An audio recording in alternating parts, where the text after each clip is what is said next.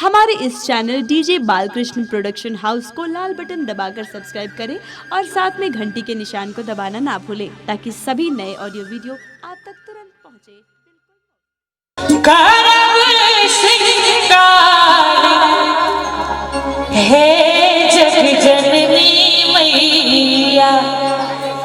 दुर्गा पूजा में गीत हमरा आवाज में मैथिली का यूट्यूब चैनल से रिलीज थे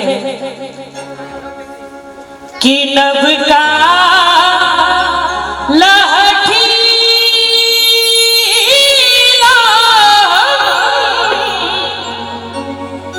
करब श्रृंगार हे जग जननी मैया। और जहां भी मैं दोनों हाथ ऊपर उठा दियो सब गोटे भगवती के नाम पर ताली बजाकर जगमग करते आहा के दरबार हे जग जननी मैया। जगमग करते आहा के दरबार हे जग जननी मैया। नवका लहठी करब श्रृंगार हे जग जननी मैया। नवका लहठी करब श्रृंगार हे जग जननी मैया। जगमग करते आहा के दरबार हे जग जननी मैया। जगमग करते आहा के दरबार हे जग जननी मैया।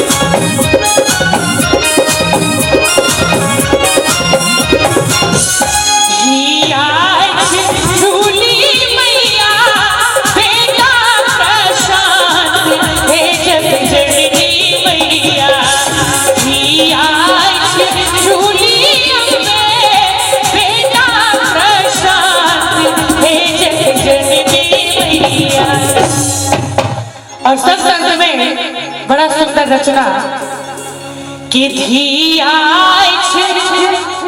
झूली है बेटा प्रशांत हे जग जननी मैया। नीक लागे छै कनी एक बेर ताली बजा देबे सब गोटे। भक्तों के सुनियो कने पुकार हे जग जननी। भक्तों के सुनियो